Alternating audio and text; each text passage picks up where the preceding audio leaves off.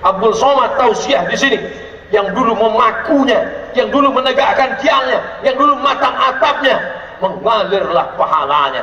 Orang yang paling rugi adalah pernah punya tanah, pernah punya harta, pernah punya nyawa, pernah hidup di atas dunia, tapi tak pernah dipakai menolong agama Allah.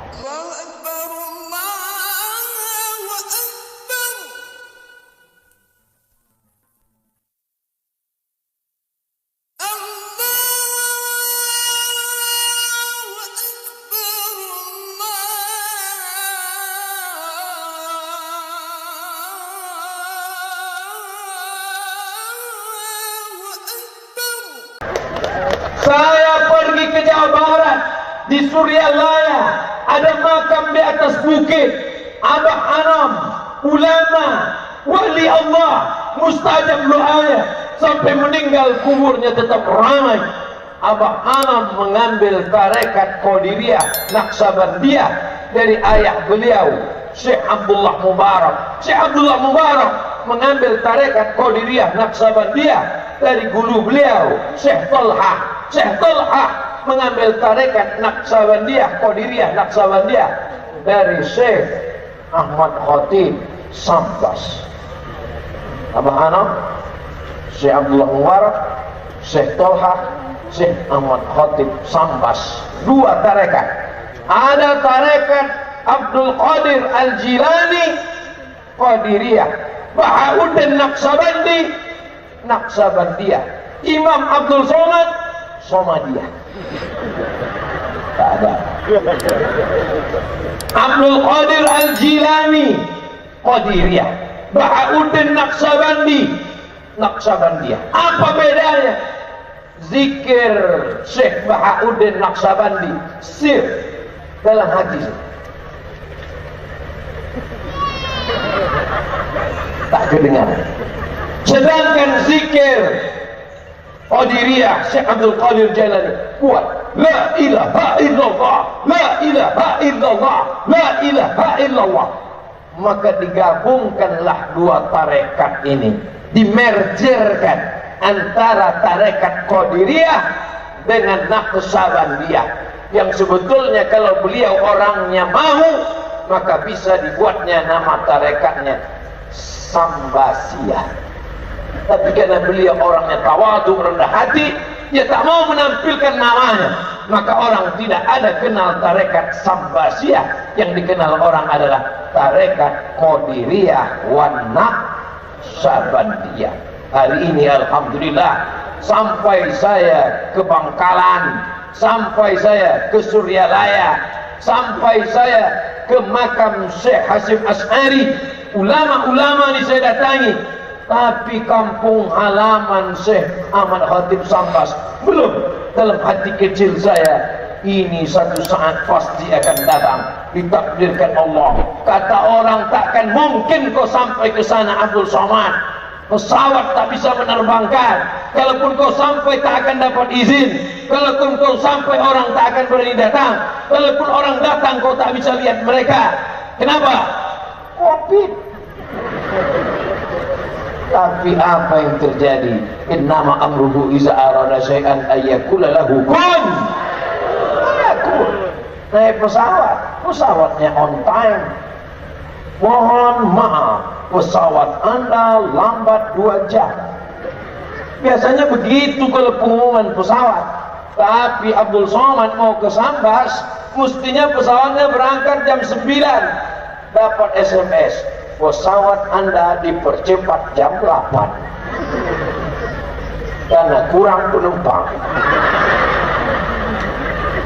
Lelaki yang dimuliakan Allah Subhanahu wa ta'ala, jangan takut pada cakap manusia, jangan lemah pada ungkapan makhluk Allah. Kalau Allah berkehendak, tak ada satupun yang akan datang menghalangi.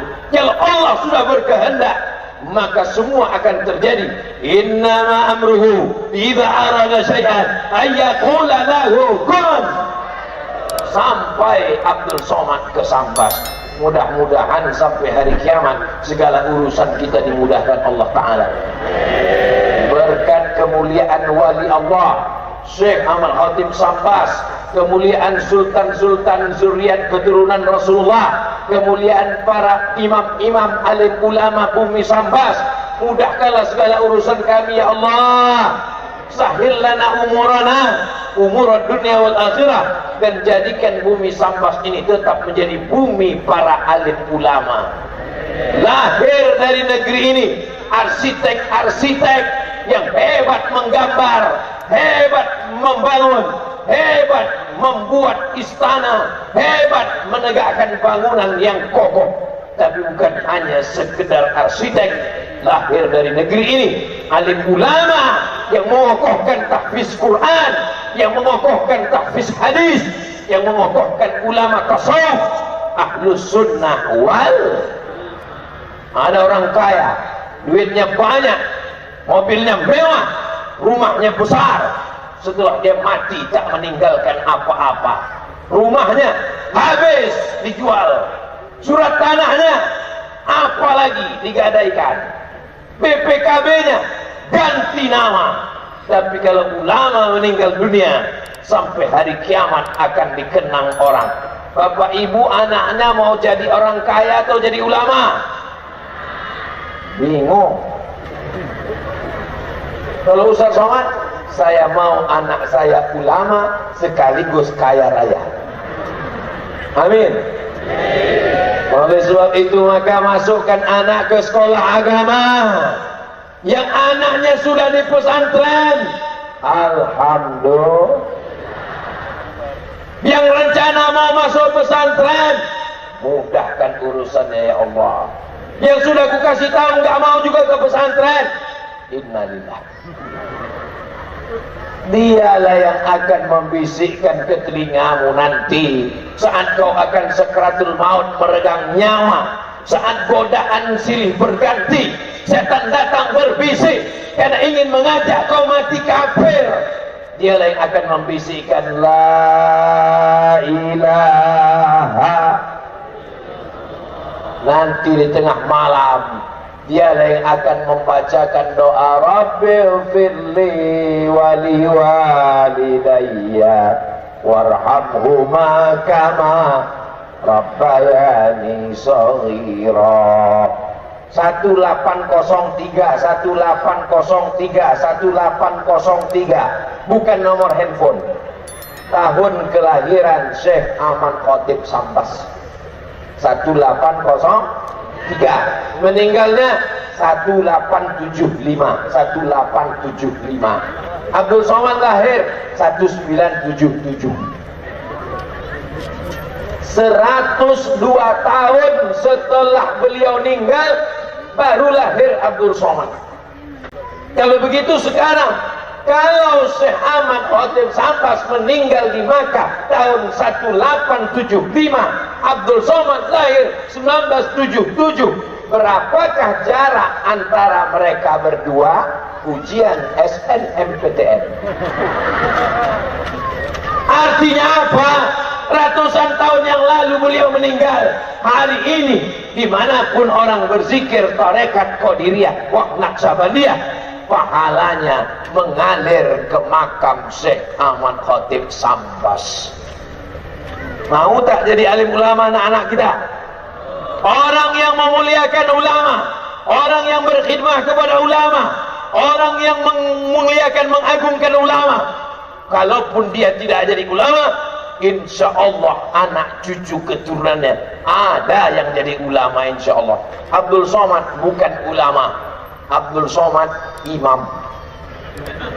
Dapat dari mana itu imam? Dari Kesultanan Sambas.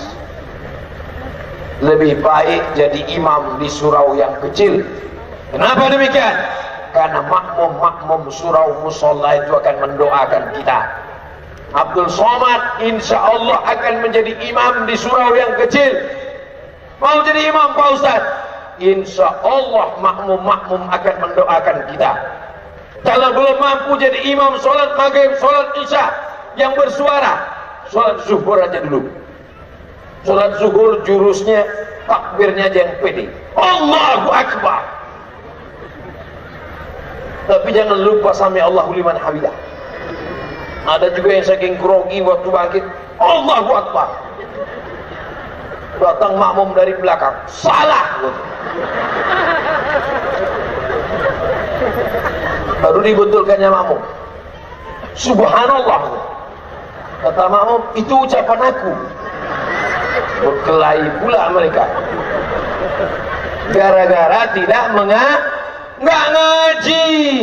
Kalau itu pasti bukan orang Sambas. Orang mana tuh? Lupa, pokoknya bukan dari Sambas.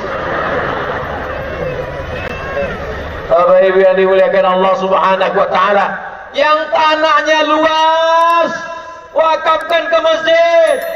Nanti dibangun di sana masjid. Di samping masjid itu ada pesantren, TK Quran, SD Quran, SMP Quran, SMA Quran, tamat SMA.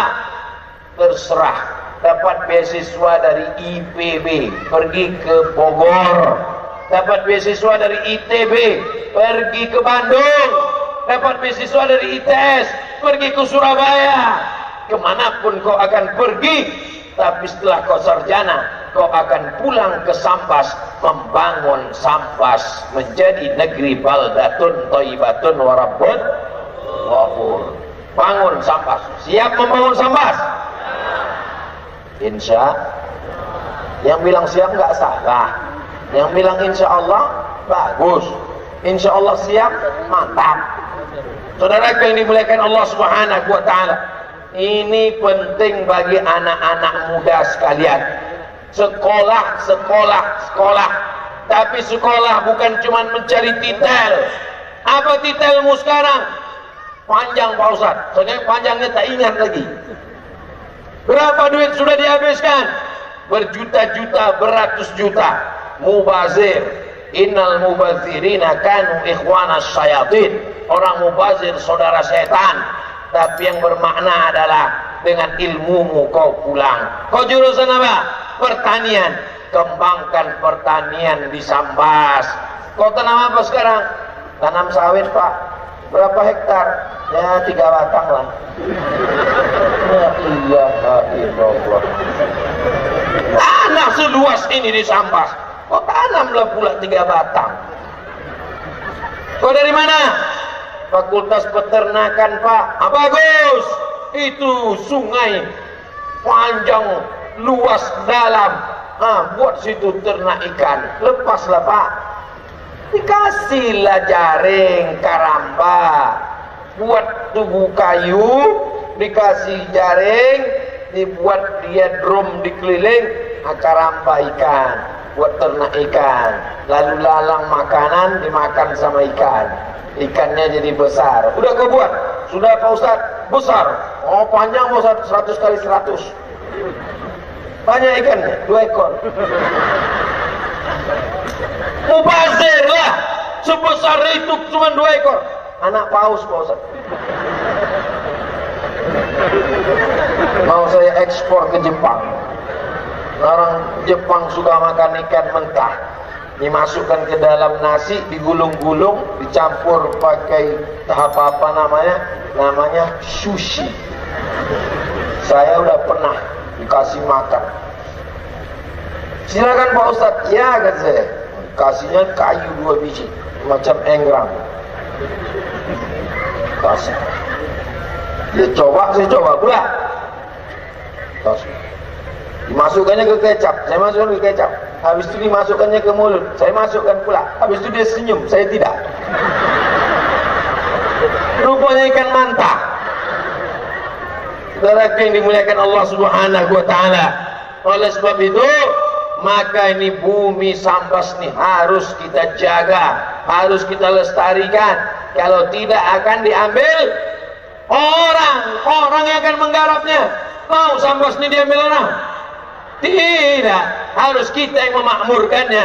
Dimakmurkan dengan ibadah, ramaikan masjid, pondok pesantren dibangun. Tapi ekonomi umat juga harus mesti wajib dijaga. Karena kalau ekonomi umat tidak dijaga, hancurlah umat kita. Kada al-faqru ayyakuna kufran. Hampir saja kefakiran. Fakir membuat orang jadi kafir. Hampir saja kemiskinan membuat orang menjadi susah melarat. Siapa yang menjual akidahnya hanya karena mie instan, menjual agama hanya karena baju kaos bekas, itu orang-orang yang miskin susah melarat. Tapi orang Sambas kaya-kaya. Dari mana Ustaz tahu orang Sambas kaya? Kalau tak kaya orang Sambas takkan semegah ini istana nih kan? Masjid hampir salah tunjuk. Kalau orang Sambas tak kaya, takkan megah istana dengan masjid. Kalau orang Sambas tak kaya, takkan sehebat ini baju imam. Imam aja bajunya gini, apalagi sultan-sultannya. Betul? Belum lagi. Ini sekali usap, entah apa yang keluar. Mereka yang dimuliakan Allah Subhanahu wa Ta'ala. Ini menunjukkan sultan-sultan Sambas, ulama-ulama Sambas, orang Sambas kaya-kaya. Maka anak cucu kita juga kita doakan menjadi anak cucu yang kaya raya. Cita-citamu apa? Sebelum mati aku mesti bangun masjid. Siap. Setiap orang Sambas mesti bercita-cita seperti sultan-sultan Sambas. Sebelum mati mesti bangun masjid. Amin. Apa cita-citamu nak? PNS. Gimana kamu bangun masjid? Bangun rumah aja 3M, 3 kali minjam. Bukan saya ngatakan PNS itu hina, saya pun PNS dulu. Bagus, tapi kamu mesti menjadi entrepreneur, businessman. Kalau tidak, negeri ini akan diambil orang. Nah, kau mesti jadi ahli minyak supaya kau bisa mengebor minyak. Ngebor minyak itu ke tanah, bukan pentas dangdut kau bor.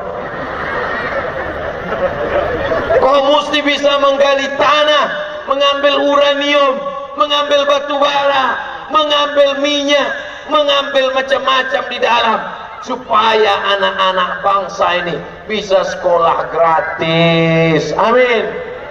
Nanti kalau kau kaya, cita-citanya apa? Kau bangun sekolah tahfiz Quran gratis, anak yatim, fakir, miskin, sekolah gratis, makan gratis, pulang gratis, pergi gratis. Supaya apa? Supaya mencerdaskan anak bangsa. Cita-citanya begitu. Ibu-ibu sampaikan ke anak ibu, anakku, kau kukandung 9 bulan 10 hari nak. Di Sambas mengandung masih 9 bulan 10 hari. Masih. Oh, di tempat lain 4 bulan. Apalagi sejak Covid ini 2 bulan setengah. Anakku, ku kandung kau 9 bulan 10 hari. Anakku, ku susukan kau 2 tahun.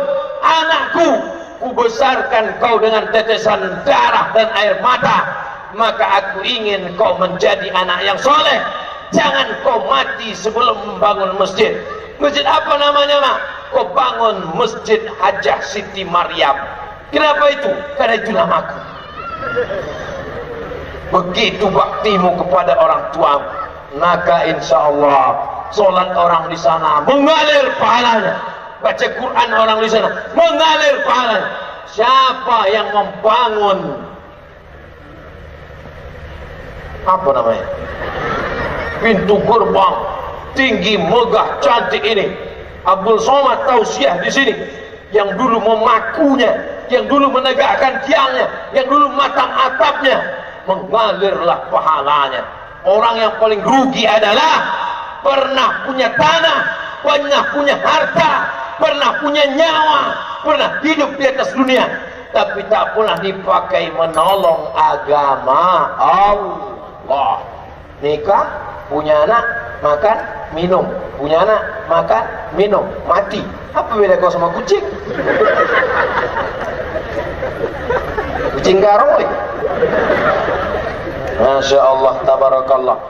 Polisi-polisi malam ini yang mengamankan dakwah, maka mereka masuk surga. tentara-tentara malam ini yang mengawal dakwah, selama mereka bertugas, mereka mendapatkan pahala jihad fisabilillah. Satpol PP yang hadir malam ini niatnya untuk menegakkan agama Allah, mereka juga mendapatkan pahala. Anak mereka anak yang soleh dan solehah. Kami Pak Ustadz, itu contoh aja, tak semua aku sebutkan, sampai azan subuh lah baru selesai. Saudara yang dimuliakan Allah Subhanahu wa Ta'ala, apa tujuan kita hidup ini? Apa tujuan kita ada di atas dunia ini? Apa tujuan kita dibuat Allah? Alladzi khalaqal mauta, Allah yang menciptakan mati, wal hayata, Allah yang menciptakan hidup. Untuk apa dibuat Allah? Ada yang hidup, ada yang mati. Liyabluwakum ayyukum ahsanu amala. Allah menguji siapa yang paling baik amalnya. Amalnya. Rezeki jangan kau pikirkan, tapi kau usahakan. Kalau sudah rezekimu, tidak akan mungkin diambil orang. Rezeki musang takkan mungkin ditangkap harimau. Kalau rezeki musang ditangkap harimau, sudah jadi harimau semua musang. Tidak akan mungkin diambil orang. Subuh tadi Abdul Somad di Pekanbaru Riau melelang cincinnya untuk membangun masjid. Abdul Somad melelang peci, baju, cincin, sorban. Subuh tadi. Videonya tonton di channel Yayasan Tabung Wakaf Umat channel. Yayasan Tabung Wakaf Umat channel. Subscribe, like, and share. Subuh tadi di Masjid Ittihadul Ummah, Abdul Somad melelang 4 peci, sorban, baju, cincin. Belum 24 jam dari subuh ke isya, hanya dari subuh ke isya diganti Allah 4-4-nya diganti. 1, 2, 3, 4. Sulit bagi Allah? Tak sulit. Lama saya termenung. 4 subuh tadi kulelang, 4 diganti Allah. Kalau tahu begitu, bagus kulelang baju sama celana tadi, sama sepatu sekalian. Begitulah Allah SWT mau menunjukkan. Hai Abdul Somad, ada rasa kecewamu walau sebesar ujung rambut, karena cincinmu sudah kau lelang. Ada rasa kecil hatimu walaupun sebesar ujung rambut, karena bajumu sudah dilelang. Baju yang paling saya sayang tertulis di pojok kiri pakai benang emas, Abdul Somad. Diganti langsung waktu. Udah foto. Allah tahu ada kecewa dalam hatimu Abdul Somad. Kau pikir aku tak kuasa membalas? Kau pikir aku tak sanggup membalas Abdul Somad?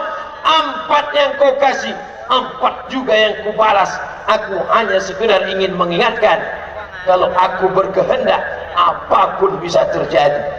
Ada terlintas di pikiran Abdul Somad bahwa nanti akan dibalas oleh Kesultanan Kerajaan Sambas. Tak ada sedikit pun.